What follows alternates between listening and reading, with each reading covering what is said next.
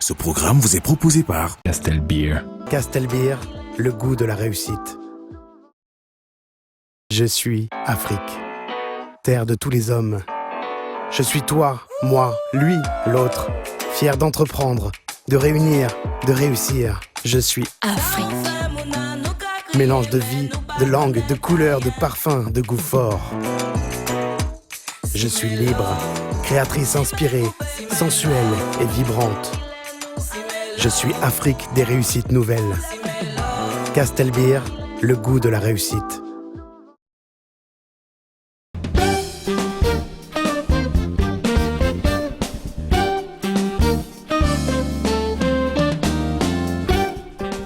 Inspirer la jeunesse camerounaise à travers des exemples pertinents de réussite.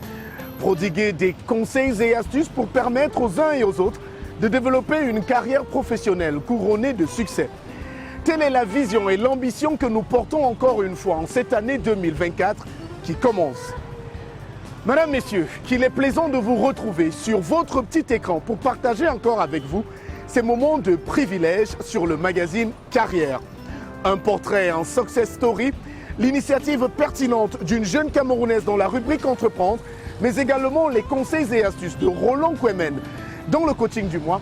Voici le sommaire de cette édition de Carrière. Découvrons-le en détail tout de suite.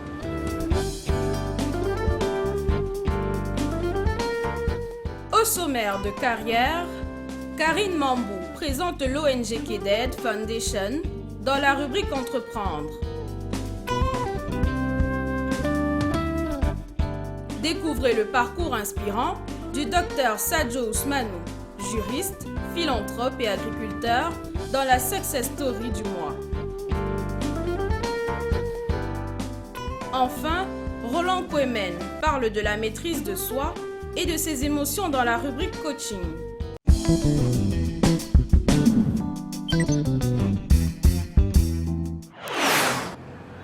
Selon les statistiques du ministère de l'administration territoriale, plus de 80 féminicides ont été commis au Cameroun en 2023. Ce chiffre alarmant illustre les violences auxquelles sont confrontées au quotidien les femmes dans leur foyer et dans leur vie. Pour combattre ce phénomène, quoi de mieux que la sensibilisation? C'est du moins ce que s'attelle à réaliser depuis quelques années Karine Mambou et KedCare, son association qu'elle vous présente dans la rubrique Entreprendre de Carrière.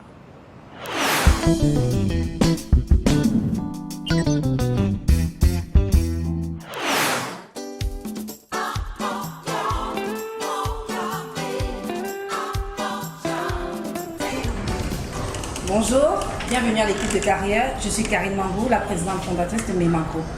Merci d'entrer dans notre cours et bienvenue chez nous. Memagro, c'est bien 4 entreprises, donc 5 actuellement, en un. Mais en plus, on fait aussi avec Agrima SRL, qui est donc une entreprise qui s'occupe de l'agriculture. On fait du haricot, du maïs, du manioc, de la banane plantain et bien d'autres. Aujourd'hui, on va donc se focaliser là derrière sur KedCare Foundation. Alors, dans nos locaux, elle travaille avec moi il y a pas mal d'années, elle s'appelle Michel. Michel s'occupe de pas mal de choses, surtout elle est focalisée sur tout ce qui est femme, parce qu'on a beaucoup de victimes en ce moment qui nous appellent. Vous savez, les violences basées sur les genres, le viol des enfants en particulier, nous touche particulièrement parce que moi, principalement, je suis une survivante de viol infantile. C'est la raison pour laquelle j'ai créé d'ailleurs KedCare Foundation, pour aider les victimes à devenir des survivantes comme moi. J'ai jamais vu une femme comme toi qui aime si fort. Aïe aïe aïe. Jamais vu une femme avec un cœur en or. Ce qui me lance dans l'entrepreneuriat, c'est ma mère. Ma mère a toujours été très battante et pour moi, c'est un rôle modèle. Elle a été celle qui a fait plus de petits commerces. Et donc déjà, toute petite, j'ai touché à la vente des beignets, la vente des caramels, canne à sucre. de l'huile. Et lorsque j'avais 16 ans, j'ai commencé à travailler à la radio parce que ça a été mon premier job. Pendant que j'étais à la radio, j'avais donc des personnes qui m'appelaient pour faire la promotion de leurs activités. Et du coup, je me suis dit, et voilà, si je peux faire des commissions en plus du fait de faire ces promotions-là, qu'est-ce que ça donne? Voilà comment je me lance en entrepreneuriat. Il ne faut pas me toucher, il ne faut pas m'abuser, il ne faut pas me violer, je suis encore un enfant. Mais ma groupe, c'est parce que je voudrais un tout, parce que j'avais déjà beaucoup d'idées. Je me suis dit, il faut que j'ai un bloc à moi. J'ai donc créé We Are News. Après, dans l'esprit de MC que j'étais aussi dans la présentation des cérémonies et tout, je me suis dit qu'il fallait que je structure cela de telle sorte que je puisse vraiment avoir une grosse agence événementielle. C'est comme ça que j'ai créé Kate Agency. Et après, Kate Publishing est venu du fait que moi-même je suis écrivain, j'ai écrit mon propre livre, ma version des faits et My Version of the Fact en anglais. Et après, je me suis dit, comme je ne voulais pas dépendre d'un éditeur, j'ai appris justement les rouages de l'édition et j'ai donc mis sur pied Kate Publishing. Et c'est comme ça que je me suis dit qu'il fallait mettre toutes ces entreprises-là en ordre. Donc je me suis dit, ok, mais ma groupe, ce serait mieux. Amina, ne pleure pas, Amina, faut parler, Amina, ne pleure pas. Je sais ce que c'est que la douleur. Je sais ce que c'est que d'être violée, de ne pas pouvoir en parler. Je connais tout le poids de ça. Maintenant, j'ai eu la chance de façon naturelle. J'ai fait aucun effort que ce viol ne m'ait pas affecté autant que ça affecte d'autres personnes. Parce que j'ai quand même pu, moi, malgré cela, mettre l'accent sur mon éducation en me disant que si je deviens une grande dame demain, je vais pouvoir vraiment faire ma revanche chez mes bourreaux. Je me suis focalisée dans tout ce qui est éducation, tout ce qui est entrepreneuriat, tout ce qui est challenge et tout. Mais il n'y a pas beaucoup de victimes qui ont cette chance. Beaucoup se suicident, beaucoup se mettent dans des choses compliquées, on ne sait pas, mais je dis que ce n'est pas évident.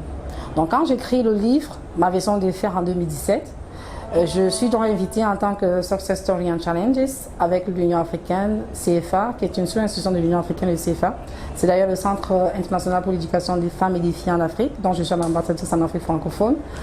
Et donc, ils m'ont invité pour présenter, parler de mon livre, parler de moi, de mes challenges, parce qu'ils estimaient que je fais quand même quelque chose de formidable en Afrique et que je pouvais être une jeune leader pour les autres. Et dans la salle, on s'est rendu compte que 55% de femmes pleuraient. Alors, pourquoi elles pleuraient? Parce que c'est comme si je racontais leur propre histoire. Ça m'a fait un choc. Après, elles sont venues vers moi. Je suis devenue comme un safe space, en fait. Et je me suis dit, si je suis safe space, je ne peux pas le faire seule. Il va falloir que j'ai un cadre, que j'ai des personnes qui m'accompagnent, qui portent ma vision, que je leur explique ma vision et qu'elles comprennent pour qu'on puisse avancer.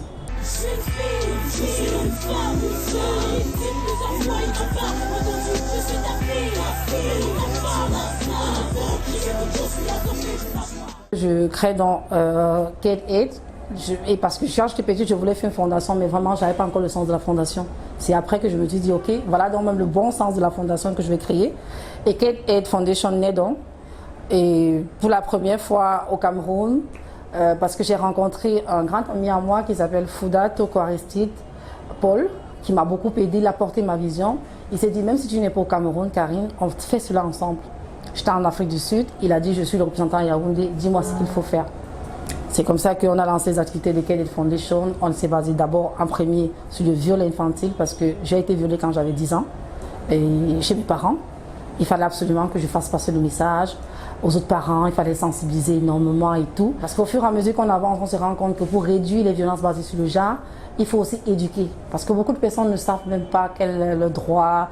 Dans ce sens-là, on a ajouté en plus du viol infantile, on a ajouté les violences basées sur le genre en général, on a ajouté l'éducation des filles, on a ajouté l'autonomisation de la femme, on a ajouté la santé mentale parce que lorsqu'on est violé, on prend un coup, il faut des psychologues pour vous accompagner, il faut un coaching de vie.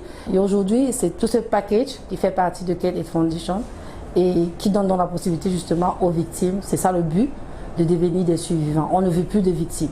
Et quand on a des survivants, on veut qu'ensemble, on sensibilise un maximum de personnes, on les éduque pour qu'on puisse vraiment réduire constamment le viol infantile en premier et puis les violences basées sur le genre en général. Et aujourd'hui, K-Death Foundation ne se focalise plus uniquement sur les filles, mais aussi sur les garçons.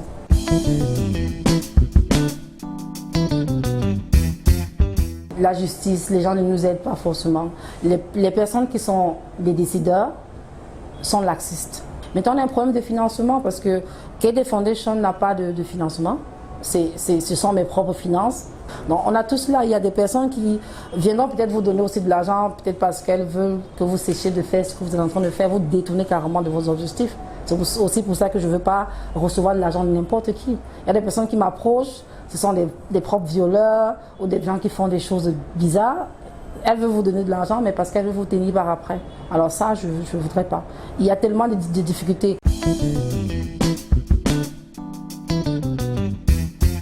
La perspective, c'est que je ne veux plus entendre les violences, je ne veux plus entendre les viols des enfants. Je ne voudrais plus, c'est mon souhait le plus absolu, qu'on dise que les hommes qui violent ont cessé de violer les enfants. Et pour cela, il faut un maximum de sensibilisation. Il faut éduquer la population. Il faut comprendre même déjà d'abord l'esprit du violeur. Est-ce qu'il a besoin, lui aussi, d'être soigné? Parce qu'on vous vole, quand on vous viole, le viol, c'est un crime. On n'en guérit d'ailleurs pas, hein, parce que parfois, on a des séquelles.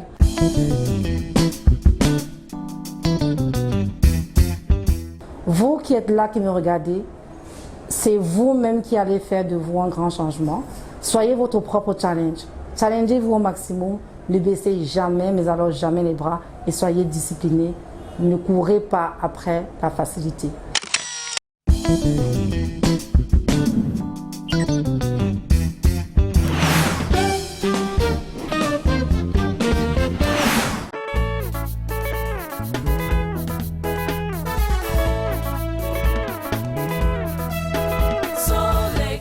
Désormais tout près de chez vous. Solex.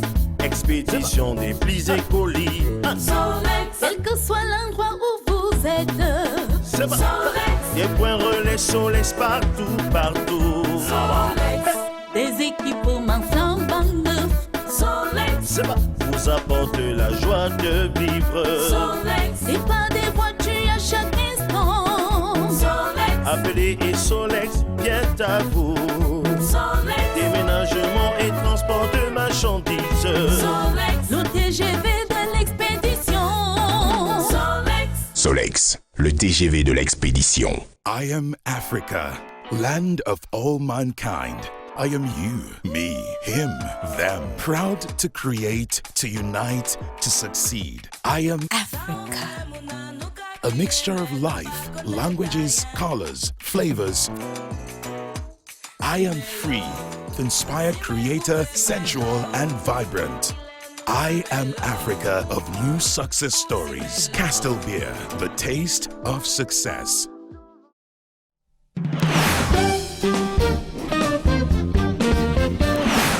Le social fait aussi partie des activités qu'il mène au quotidien, lui qui y consacre 15% de ses revenus. Premier docteur en droit de la région de la Damawa, le fils de Gassangel, que je m'en vais vous présenter en success story, est également un juriste hors pair, mais aussi un agriculteur de talent. Son nom, le docteur Ousmane Sadio, l'un des rares spécialistes que compte l'Afrique en arbitrage d'entreprise. Son portrait et son parcours inédit sont à retrouver dans cette success story du magazine Carrière.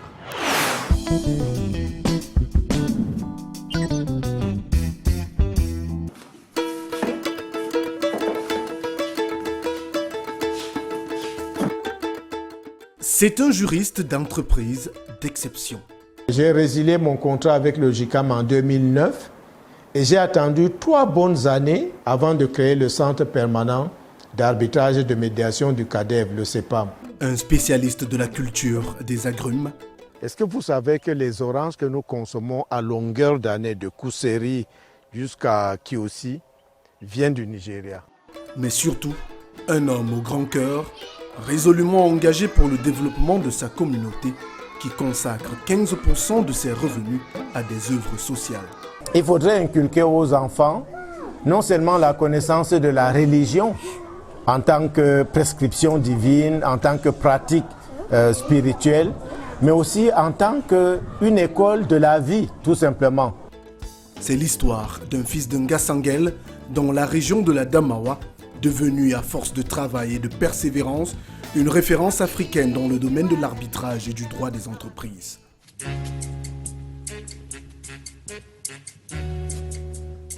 Voici le portrait, la success story du docteur Sadio Ousmane.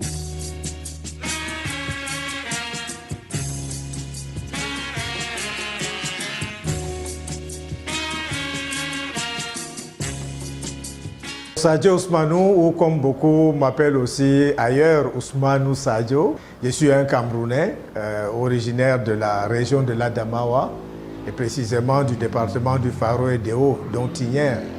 Je suis originaire de l'ethnie Peul et fier de l'être, comme tout Peul d'ailleurs.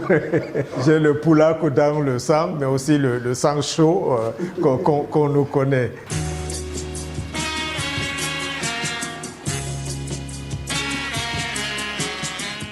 Yaoundé, capitale politique du Cameroun. Nous avons rendez-vous ce matin avec l'un des plus grands spécialistes africains du droit d'entreprise. Juriste pétri d'expérience au Cameroun et en Afrique, formateur et encadreur, le docteur Sadio Ousmanou nous accueille tout sourire au siège du CADEV, le Centre africain pour le droit et le développement, institution qu'il a créée et dirige depuis plus de 15 ans déjà. Bonjour Doc. Bonjour monsieur. Bienvenue au CADEV. Merci à vous de nous accueillir, monsieur. Merci. Le CADEV est un organisme à but non lucratif, mais qui s'est mué par la suite en cabinet d'expertise qui a pour vocation de développer la fonction juridique en entreprise et auprès des administrations, en considérant que la fonction juridique, au lieu d'être une simple fonction support, doit être une fonction d'accompagnement de la stratégie de l'entreprise.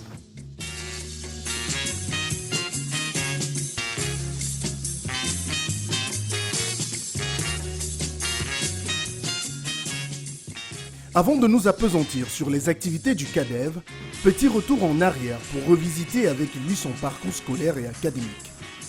C'est à Gassangel, petite bourgade située dans l'arrondissement de Tignière, département du Faro et des Hauts-régions de la Damawa, que débute le parcours d'Ousmanou, fils de Sadio. C'est ici que grandit le fils du grand notable au sein du clan Sadio.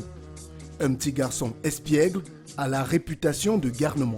Mon enfance aura été une belle période, une belle séquence de ma vie, faite d'innocence, faite de joie, faite de liens de famille, l'encadrement familial et où j'étais dans la fratrie, si j'ai pu dire, parce que nous étions dans notre clan des Sadio, qui est le nom de mon feu père, dont mon grand-père était d'ailleurs le leader parce qu'il était chef traditionnel.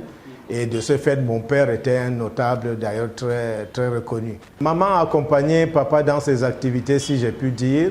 Mais papa, à l'époque, parce que, figurez-vous, nous sommes dans les années 60, c'est-à-dire entre 60 et 70. Le Cameroun venait d'accéder à l'indépendance il y a seulement à peu près 7 ans, quand je suis né, donc autour des années 67. Alors, nous avions encore l'administration coloniale qui était assez présente dans les pratiques de l'administration camerounaise. Et il me souvient qu'à l'époque, il y avait un type d'impôt qu'on appelait l'impôt de capitation. Et dont chaque personne, dès qu'elle atteignait l'âge d'adulte, devrait payer un impôt. Donc mon père a été désigné déjà depuis l'administration coloniale comme un percepteur d'impôts. Et donc c'est lui qui collectait les impôts dans toutes les contrées autour de la ville de Tignière et les reversait donc auprès du trésor. C'est quelqu'un qui nous a toujours fait comprendre que si on veut réussir, on n'a qu'à travailler. Et il avait lui aussi ses modèles, hein. Il nous citait des modèles.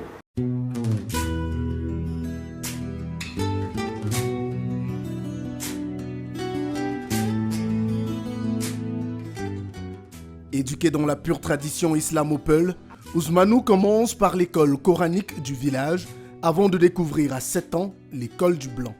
À Gassangel à l'époque, Cette école a une singularité qui donne une part de charme au parcours du docteur Sadio. Ici, les cours se font en Fulfulde, la langue locale. Moi, j'ai fait mes études primaires, toute la première partie des études primaires jusqu'aux cours élémentaires 2 en Fulfulde. C'est-à-dire le maître qui venait en classe nous enseignait tout en Fulfulde, y compris le français. Si bien que quand j'arrive par la suite aux cours élémentaires, aux cours moyens 1, à Tignières, dans la grande ville, disons, je ne pouvais m'exprimer en français pendant tout au moins les premiers mois, les premières semaines de ma scolarité, alors que j'étais au CM1.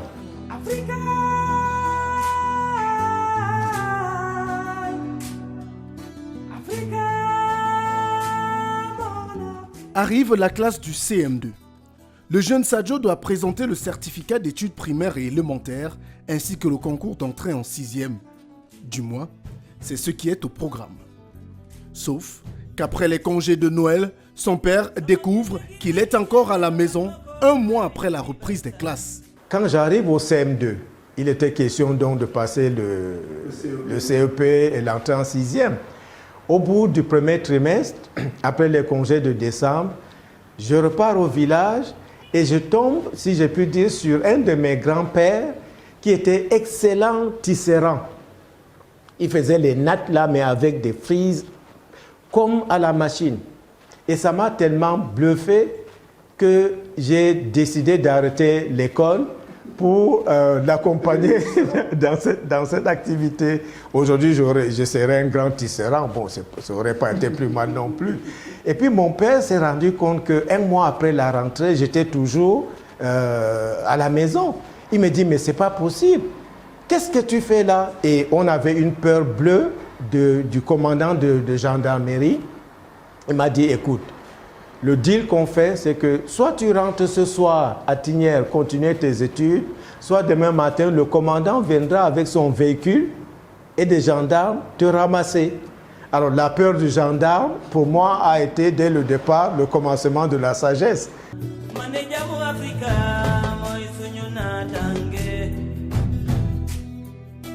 Sadio décroche avec brio son CEPE et le concours d'entrée en 6e. Ayant été classé parmi les 3 meilleurs de son arrondissement, il est donc admis au lycée de Ngaoundéré, alors chef-lieu du département de la Damawa, dans l'ancienne grande province du Nord. À la fin de l'année donc, je reçois mon tout premier prix, parce que j'étais le 2e général de toutes les 6e. Je reçois un roman, je m'en souviens encore, de Guy de Maupassant, intitulé « Une vie ». J'avoue que ça m'a tellement marqué, j'ai tellement pratiqué ce livre. Je ne peux pas dire que je l'ai lu, je l'ai pratiqué en fait. Au point où son parfum, je sens encore le parfum de ce papier-là, je vois encore les couleurs, je vois la luxure du papier entre mes mains quand je feuillette et tout ça. Et ce roman était devenu en fait mon vademecum, mon compagnon inséparable.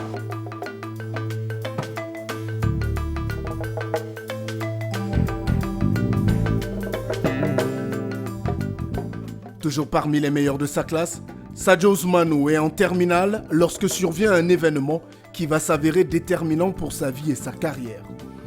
Nous sommes en 1986 et le Cameroun à cette époque accorde des bourses aux meilleurs élèves du pays afin qu'ils puissent étudier à l'étranger. Au lycée de Ngaoundéré, les dirigeants de l'époque choisissent d'exclure les élèves des séries littéraires du processus de sélection. Je constitue moi-même le dossier de demande de bourse, mais je le constitue de quelle manière? Puisque le lycée ne délivrait pas les formulaires officiellement aux élèves de terminale A.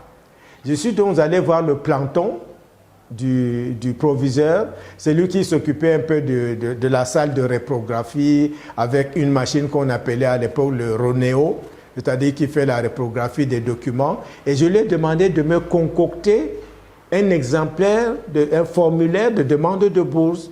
Il a donc, y compris en allant fouiller dans la poubelle, il a pu me constituer un dossier.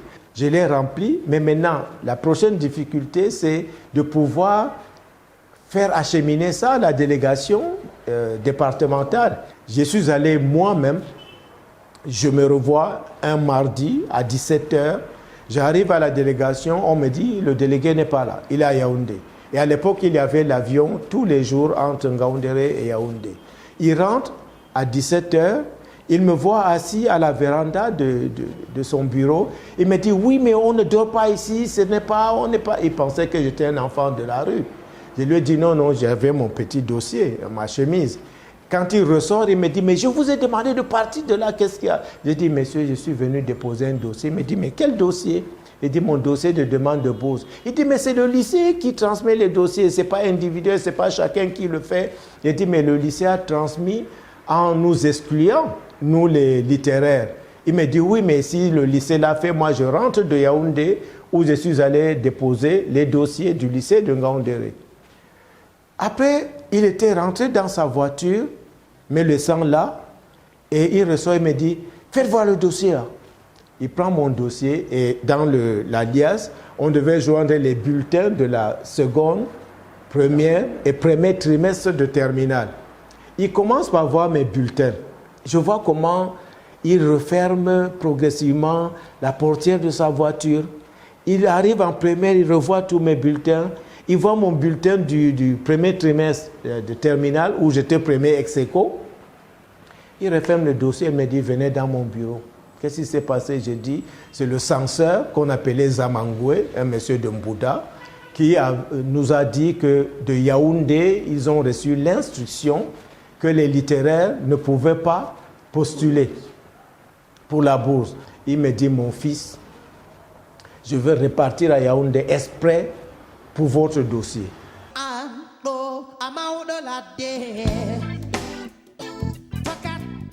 Comme une réponse de la Providence, en fin d'année, Sadio Ousmanou décroche la bourse pour aller étudier le droit en France.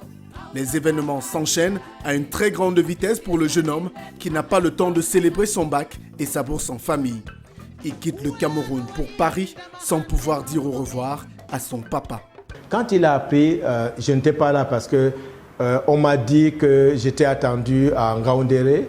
Je suis parti. Je ne savais pas que j'avais la bourse. J'avais un camarade donc, qui vendait le Cameroun Tribune dans la rue. On faisait l'athlétisme ensemble quand on était au lycée. Il me vend un numéro. C'est là que je me rends compte que j'ai la bourse pour faire des études en droit, un DEC en droit, en vue tourisme en France. À l'époque, il n'y avait pas de téléphone. J'envoie un courrier d'Arda par une voiture qui rentrait à Tignières pour informer mon père que je venais d'avoir la bourse et qu'il fallait que, instamment, que j'aille à Yaoundé pour les procédures. Donc c'est ainsi que je suis parti à la limite de Tignières sans dire au revoir à mon père. Et le jour où je dis au revoir à mon père, c'est quand je l'appelle de France. Papa, me voici, c'est moi qui te parle. Je ne suis plus à Yaoundé, je suis arrivé à Yaoundé, je n'ai eu à passer que 3 jours. Et là, je suis en France. Mon père a éclaté en sanglots. Il s'est mis à pleurer comme un gamin. Mais il pleurait en même temps d'émotion, en même temps de joie, de fierté, et puis quand même aussi du fait qu'il n'a pas pu me dire au revoir dans de bonnes conditions.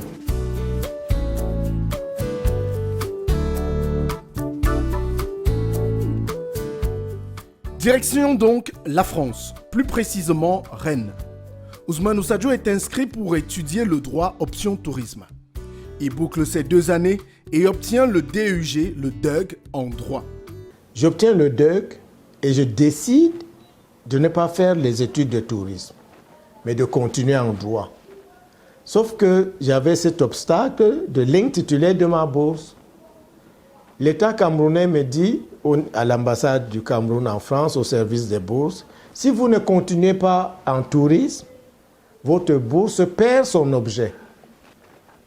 Et vous devez soit continuer vos études à vos frais, soit rentrer au pays avec votre DUG. J'ai dit, ce n'est pas possible. Je veux continuer mes études en droit et l'État camerounais va continuer de financer mes études. Je repars donc à Rennes voir tous mes professeurs. Tous, j'ai dit. Et ils me font des lettres de recommandation sur la base de mes performances universitaires, de mes performances académiques. Ils témoignent que ce serait dommage qu'un tel élément ne puisse pas continuer en droit pour devenir juriste plein et qu'ils doivent faire autre chose. Je suis reparti à l'ambassade avec tout mon dossier que j'ai présenté. Quand ils ont vu ça, ils ont dit, bon, après tout, c'est peut-être pas plus mal non plus. On va le laisser donc continuer en droit. Et donc, on a reconduit ma bourse, licence et maîtrise, donc second cycle, pour le droit. Et par la suite, j'ai obtenu donc la prise en charge par la France dans le cadre de cette coopération-là pour le troisième cycle, donc le cycle de doctorat.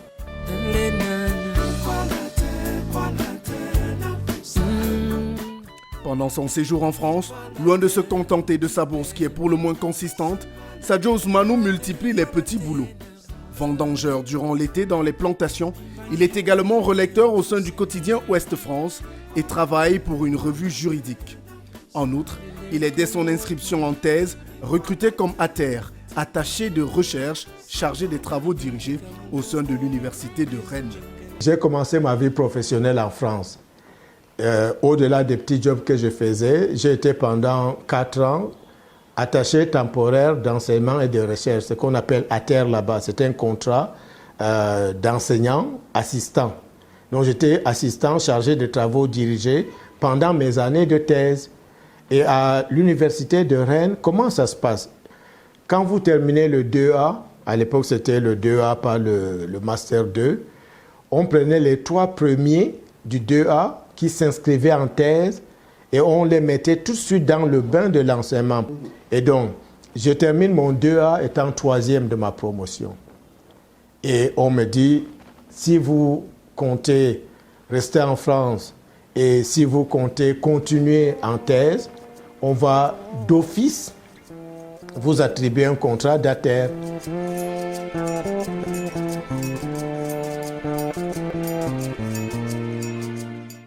Son doctorat achevé, et alors que la France lui tend les bras avec de nombreuses propositions d'emploi, le docteur Sadio Ousmane décide de rentrer au pays. Je suis rentré sur un coup de chance une fois de plus. Je suis à la bibliothèque, un soir je rentre dans ma cité, j'avais mon téléphone qui avait un répondeur. Donc j'ai enclenché le répondeur en sortant, ce que je faisais tout le temps. Quand je rentre, je mets le répondeur pour écouter les messages qu'on m'a laissés, les appels manqués avec des messages. J'ai donc quelqu'un dont je reconnais la voix tout de suite comme étant un ancien camarade de maîtrise, de la première année jusqu'en maîtrise, qui était à Libreville, dans un cabinet français qu'on appelle Pricewaterhouse, et qui était là pour faire son service militaire en entreprise. Et le cabinet Pricewaterhouse, dont l'équivalent du cabinet gabonais, qui était dirigé par des Français, parce que c'est une filiale, ce sont des filiales françaises, était à la recherche d'un assistant pour remplacer un Camerounais qui venait de démissionner de Pricewaterhouse pour aller dans un autre cabinet à Douala. Et il me dit, il y a un poste qui vient de se libérer, écoute Ousmane, si ça t'intéresse, appelle ce numéro. J'appelle le numéro et je tombe sur l'associé du cabinet Pricewaterhouse qui gérait le bureau de Douala et de Libreville et qui me fait l'offre, si ça m'intéressait, de rentrer à Douala, mais après un passage de 6 mois à Paris pour m'acclimater, pour m'imprégner, pour donc commencer ma carrière comme conseil juridique chez Pricewaterhouse.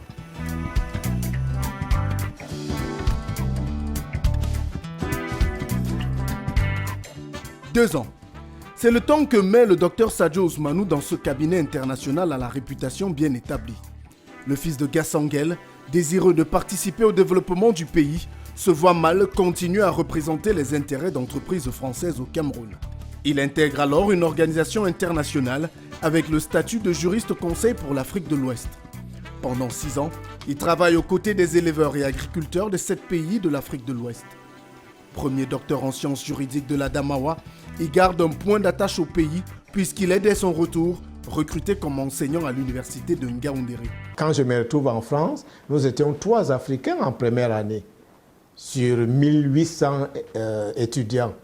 Par la suite, j'ai été parmi les tout premiers Africains à assurer des travaux dirigés à la faculté de droit de Rennes. Quand je rentre, on me dit que je suis le premier docteur en droit de la province de l'Adamawa. Et c'est pour ça d'ailleurs qu'on m'a pris en otage pendant un certain temps à l'université de Ngaoundéré, parce qu'il fallait que j'y sois intégré et que je sois un peu le régional de l'étape, si je puis dire, un peu l'icône. Mais c'est bien aussi pour les jeunes, les petits frères, les cadets, qu'ils voient un peu que c'est possible pour eux également. Mais de ce point de vue, j'avais une petite pointe de fierté, pas par rapport à moi-même, mais par rapport à l'exemple que je pouvais constituer en vérité. Et ça a toujours été le cas.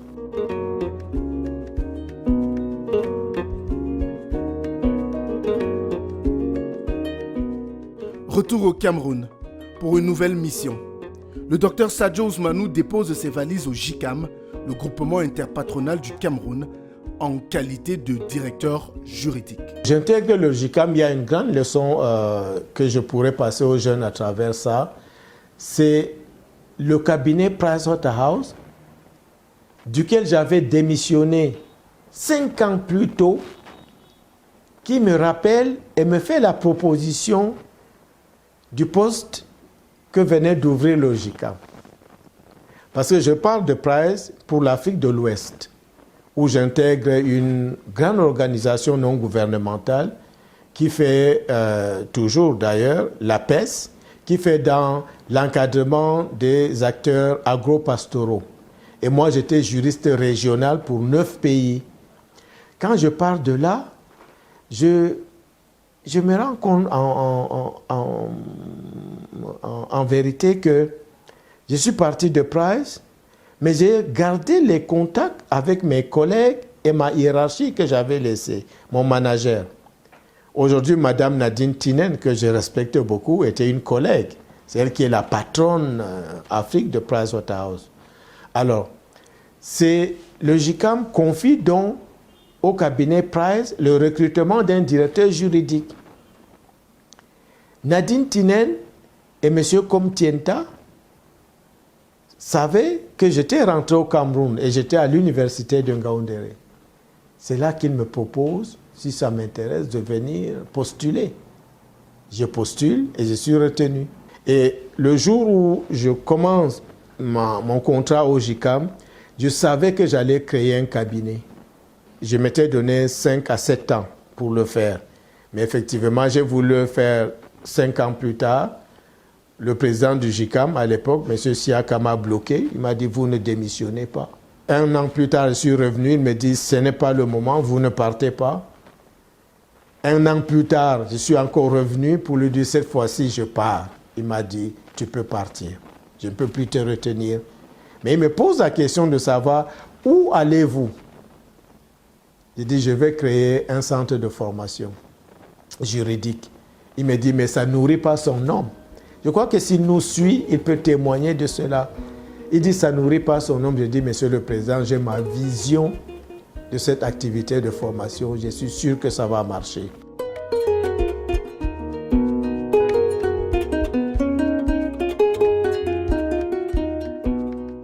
Conscient qu'il ne peut plus le retenir, le président André Siaka va alors poser un acte fort en donnant au CADEV son premier contrat de prestataire de service.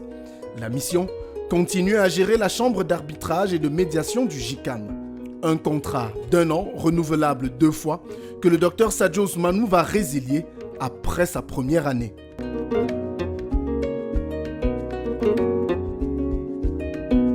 Destination, la salle des actes du CADEV. C'est ici que se déroulent les audiences du centre d'arbitrage mis en place par le docteur Sadio et son équipe depuis 15 ans déjà. La création du CADEV, qui veut dire Centre africain pour le droit et le développement, vient du souci que j'ai toujours eu, déjà d'utiliser autrement mes compétences, c'est-à-dire de sortir du salariat pour me mettre dans l'entrepreneuriat professionnel, mais aussi du souci de contribuer au développement de la fonction juridique en entreprise, pas seulement au Cameroun, mais dans l'Afrique, tout au moins dans tout l'espace OHADA, qui aujourd'hui est constitué de 17 pays. J'avais constaté une chose, notamment après mon passage au JICAM, que les juristes d'entreprise, c'est-à-dire ceux qui sont salariés dans les entreprises, étaient un peu épars et ils n'avaient aucune organisation qui pouvait leur permettre de se retrouver, dans laquelle ils pouvaient se reconnaître et qui devait adresser uniquement les problématiques du développement des compétences des juristes. Parce que quand vous voyez, les avocats ont les barreaux, les notaires ont les chambres de notaires, les huissiers ont les chambres d'huissiers. Mais les juristes d'entreprise n'ont pas une organisation fêtière, d'autant plus qu'ils sont que des salariés, chacun le nez dans le guidon par rapport à son entreprise et à son activité professionnelle quotidienne. J'ai donc pensé qu'avec une organisation, un organisme comme le CADEV, c'était le moyen de fédérer les juristes d'entreprise, de leur offrir en tous les cas un cadre de retrouvailles, mais aussi un cadre où ils pouvaient trouver les éléments pour renforcer leurs capacités, les outils de renforcement de leurs capacités et les opportunités de networker, non seulement entre juristes camerounais, mais au-delà. Le JICAM a été premier client du CADEV en tant que cabinet. C'est-à-dire quand je démissionne du JICAM, je crée le CADEV et le tout premier contrat que j'ai avec un client, c'est le contrat de prestation d'assistance au centre d'arbitrage que je devais continuer dans le cadre du CADEV à gérer le centre d'arbitrage du JICAM et le JICAM payait le CADEV pour cela. Et cela a d'ailleurs été l'une des raisons de la résiliation de mon contrat avec le JICAM. Par éthique, je me suis dit que je ne pouvais pas créer un cabinet qui avait parmi les éléments de son objet la perspective de créer un centre d'arbitrage et continuer de diriger un autre centre d'arbitrage. Ce n'était pas éthique. J'ai démissionné, j'ai résilié mon contrat avec le JICAM en 2009 et j'ai attendu 3 bonnes années jusqu'en 2012, dont un délai de viduité, si j'ai pu dire, pour me faire oublier avant de créer le centre permanent d'arbitrage et de médiation du CADEV, le CEPAM. Et aujourd'hui, donc, le CEPAM figure aux côtés du centre de médiation et d'arbitrage du JICAM parmi les 2 principaux centres d'arbitrage et de médiation au Cameroun.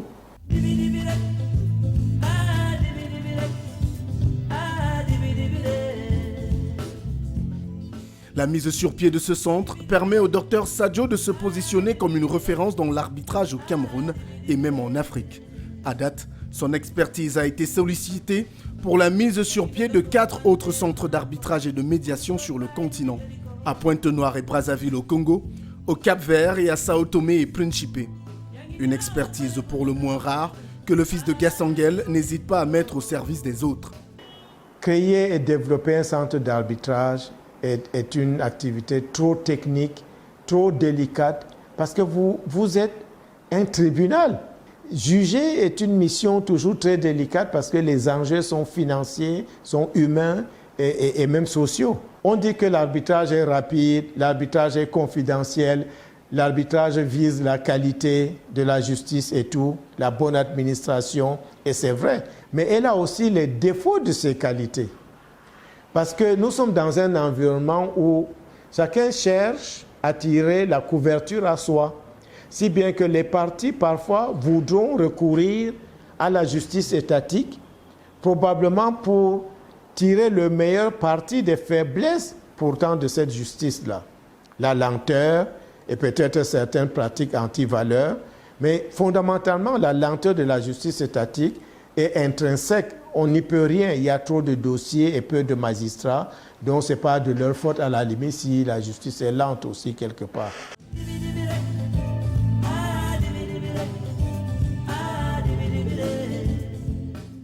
Outre le centre d'arbitrage, le CADEV, dans sa mission et sa vision première, reste un centre de formation de référence pour les praticiens du droit et pour les jeunes juristes du pays. Nous sommes le seul organisme, même au Cameroun, quand vous regardez un peu les cabinets juridiques, qui ait la formation comme cœur de métier. Et c'est un choix dès le départ. Je vous ai dit que notre vocation, c'est de développer la fonction juridique. On ne peut développer que par la formation. Alors, ceux qui sont visés par nos formations, c'est d'abord les jeunes diplômés sortis des universités qui ont vraiment besoin d'une prise en main afin de les accompagner en vue de s'insérer dans le monde du travail. Mais c'est aussi ceux qui ont eu la chance ou le talent, si j'ai pu dire, d'être recrutés et qui sont en première expérience et qui voudraient donc rapidement gagner en employabilité. Ils viennent donc ici pour booster leur capacité et acquérir des savoir-faire, les outils qui sont donnés par des experts aguerris. Et voilà donc les deux. Maintenant, il y a une troisième catégorie. Ce sont des professionnels du droit qui sont des praticiens, soit des avocats, soit des magistrats, soit des notaires, soit des huissiers de justice, qui cherchent à rajouter une corde à leur arc. Je suis déjà avocat, je suis magistrat, donc je n'ai plus trop de soucis. Mais je me dis que je pourrais, par exemple, exercer comme arbitre ou comme médiateur.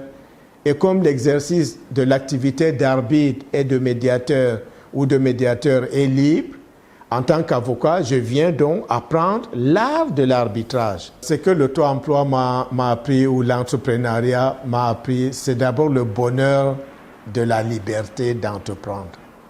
C'est-à-dire cette liberté qu'on a de prendre une feuille blanche, comme celle-là, et de dire, je veux la remplir, mais c'est à moi de la remplir ou de la laisser blanche.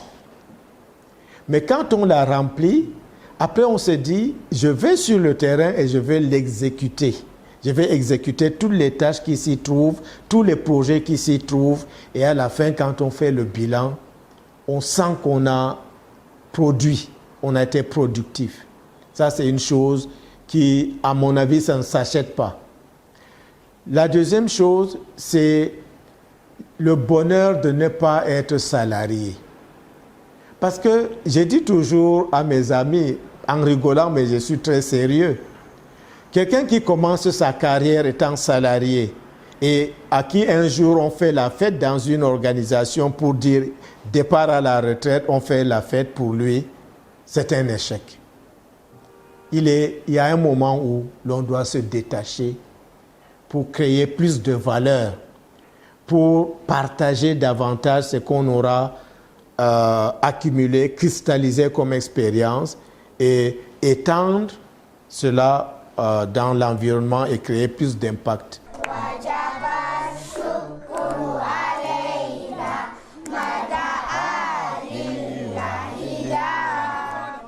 Changement de décor et d'ambiance. Nous retrouvons le docteur Sadio Ngusso. Ici, non loin de son domicile, le fils de Gassangel s'emploie à impacter positivement sa communauté. Dans cette activité sociale, pour laquelle il consacre 15% de ses revenus, de nombreux enfants sont encadrés selon les valeurs islamiques, dans le but d'en faire des hommes et des femmes de valeur. La vision de cette madrasa, en fait, donc de cette école islamique, parce qu'elle n'est pas que coranique, c'est en fait d'accompagner les jeunes scolaires dans cette phase de leur éducation qui est critique, l'éducation de base. Parce qu'en vérité, s'ils loupent cette phase-là, en termes d'éducation spirituelle, de valeurs morales, ils n'auront plus l'occasion de pouvoir apprendre ces valeurs-là. L'autre élément, c'est aussi de dire qu'il faudrait inculquer aux enfants non seulement la connaissance de la religion en tant que prescription divine, en tant que pratique spirituelle, mais aussi en tant qu'une école de la vie, tout simplement. Un dévouement pour la communauté qui peut amener à s'interroger sur les prétentions politiques du promoteur. Si j'avais voulu faire la politique, je l'aurais fait, mais vraiment autrement. Et je l'aurais fait depuis longtemps, c'est-à-dire la politique politicienne, partisane et tout. Je ne fais pas cette forme de politique parce que j'estime qu'il y a plusieurs façons de faire la politique. Faire la politique, c'est s'occuper des affaires de la cité. Ce que nous faisons aujourd'hui en grandissant ces enfants-là au plan spirituel, au plan de leur armement moral, au plan de leur éveil en termes de talent et puis de la vision de la vie, c'est une façon de faire la politique. Et puis la politique politicienne, je ne la fais pas, mais je sais que la République a une mémoire. Si la République me cherche, elle saura où me trouver.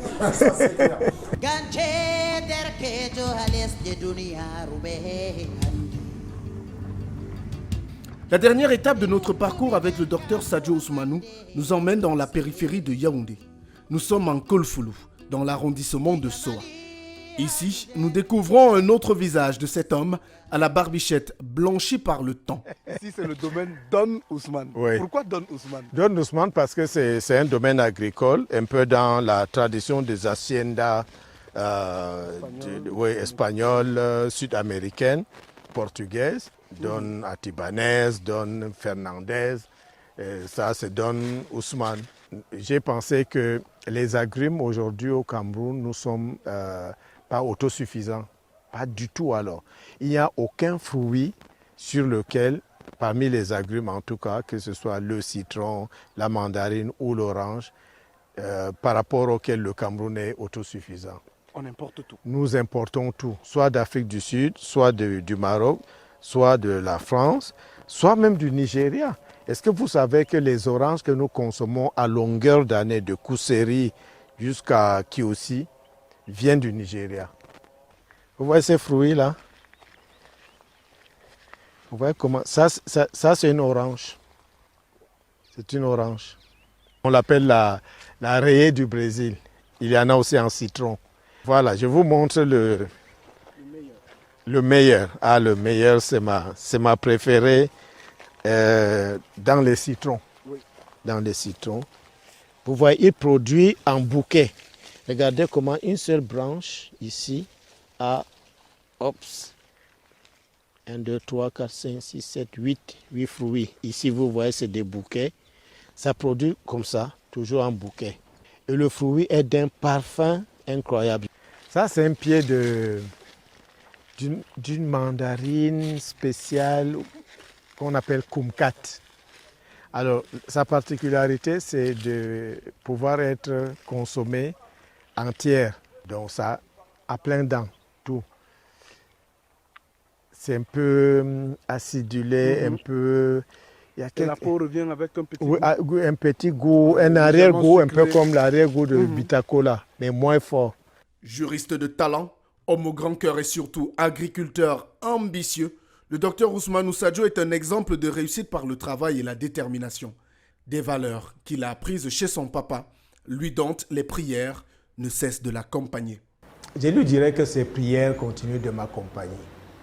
C'est vraiment le maître mot parce que ce qu'il me disait tout le temps, c'était que fais tout ce que tu fais là, mais sache que mes prières t'accompagnent matin et soir.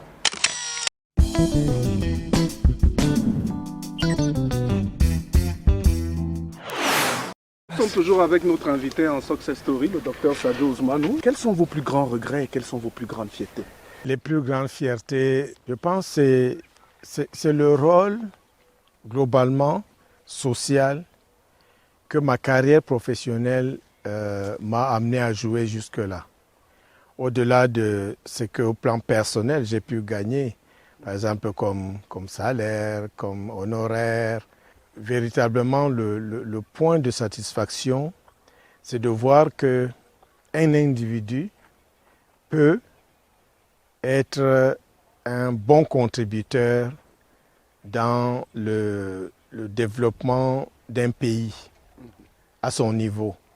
Ce qui veut donc dire que si on peut agréger nos forces, chacun autant que nous sommes, nous pouvons constituer une véritable montagne de valeurs. C'est-à-dire on peut créer un cercle vertueux et une chaîne véritablement de valeurs. Et au niveau des regrets, s'il y avait quelque chose à corriger? Tout n'a pas été parfait, mais je pense que s'il fallait reprendre certaines choses, je les aurais repris dans un timing différent. Par exemple, je me serais mis un peu plus tôt en entrepreneuriat. C'est-à-dire j'aurais quitté le salariat un peu plus tôt.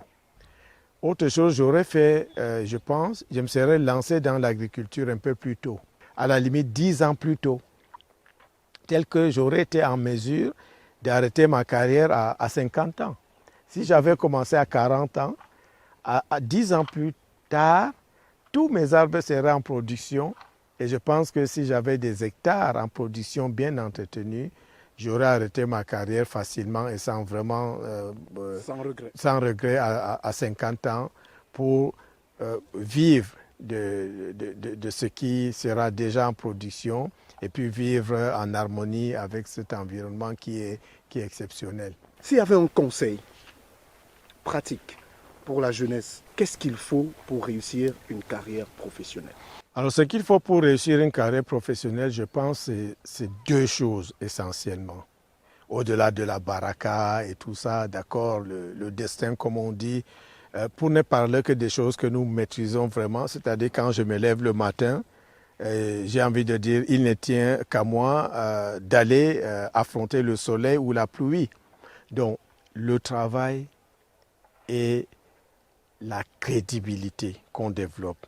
Deuxième chose, c'est de développer une culture de la discipline personnelle, de la résilience. Parce que beaucoup de personnes se découragent à la première difficulté. Et beaucoup de personnes se contentent aussi des lieux communs, des imitations. C'est-à-dire, on a vu un tel le faire, ça semble lui avoir réussi, on va le faire. Sinon, moi, j'aurais fait l'ENAM, étant originaire de l'Adamawa, comme tous mes frères, tous mes oncles, qui, dès la naissance, n'ont en perspective que de faire les concours administratifs ou l'armée. J'ai dit non. Merci beaucoup, docteur, de nous avoir permis de faire cette incursion-là dans votre vie, dans votre parcours professionnel. Qu'est-ce qu'on peut vous souhaiter? Beaucoup de santé, parce que ça, c'est la première richesse. Beaucoup de bonheur en famille, parce que j'aime beaucoup ma famille, ma petite famille. Et puis bon, de partager mes mandarines et mes oranges avec vous. Ce sera avec plaisir. C'est quelque chose que je souhaite que Dieu m'accorde de longue vie pour que mes fruits puissent être consommés au-delà de Yaoundé, au-delà du Cameroun. Au-delà du Cameroun. Oui, oui, tout à fait.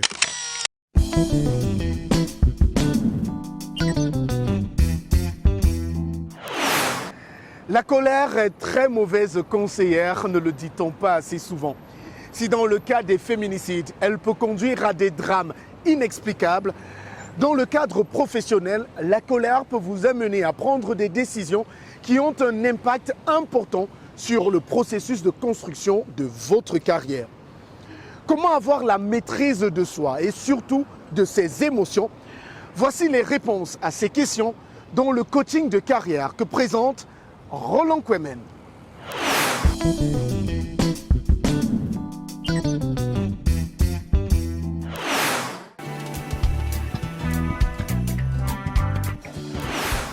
Chers leaders, salut!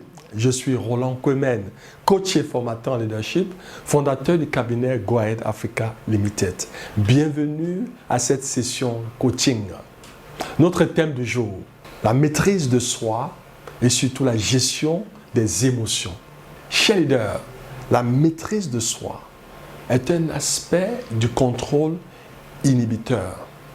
C'est cette capacité que nous avons à réguler nos émotions, nos pensées, surtout notre comportement, face aux tentations et surtout aux impulsions.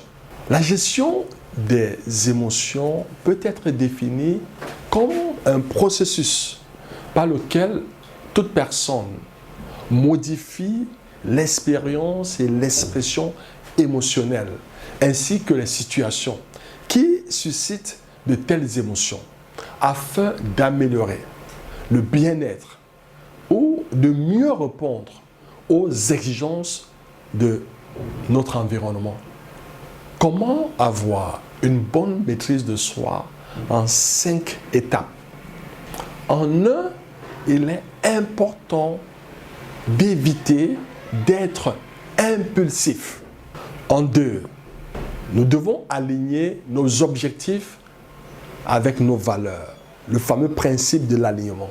En 3, nous devons nous forger une image positive de nous-mêmes. En 4, il est important de se focaliser sur ce qui améliore notre humeur au quotidien. Qu'est-ce qui nous fait plaisir? En 5, il faut éviter les comportements refuges, dont la passivité, l'agressivité, voire la manipulation. À présent, chers leaders, comment est-ce que vous faites pour gérer vos émotions afin de ne plus les subir?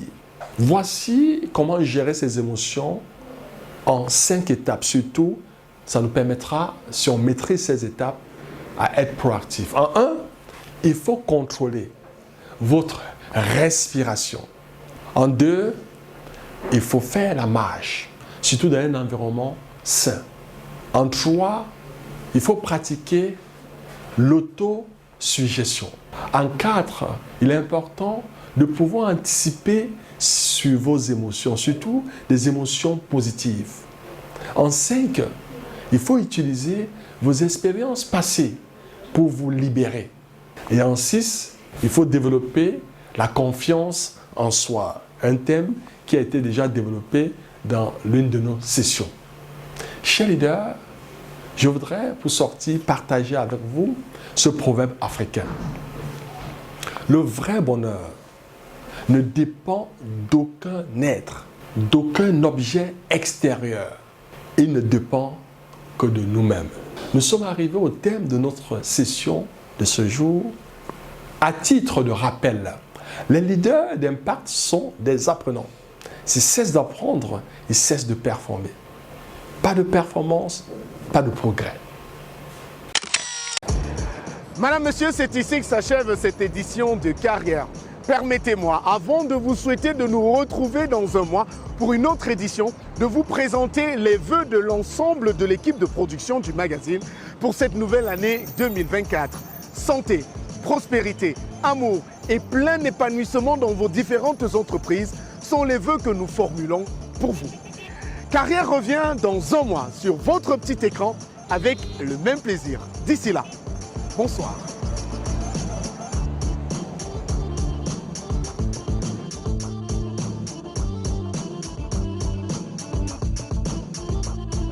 Ce programme vous a été offert par Castel Beer. Castel Beer, le goût de la réussite. Je suis Afrique, terre de tous les hommes. Je suis toi, moi, lui, l'autre, fier d'entreprendre, de réunir, de réussir. Je suis Afrique. mélange de vie, de langue, de couleurs, de parfums, de goût fort. Je suis libre, créatrice inspirée, sensuelle et vibrante. Je suis Afrique des réussites nouvelles. Castel Beer, le goût de la réussite.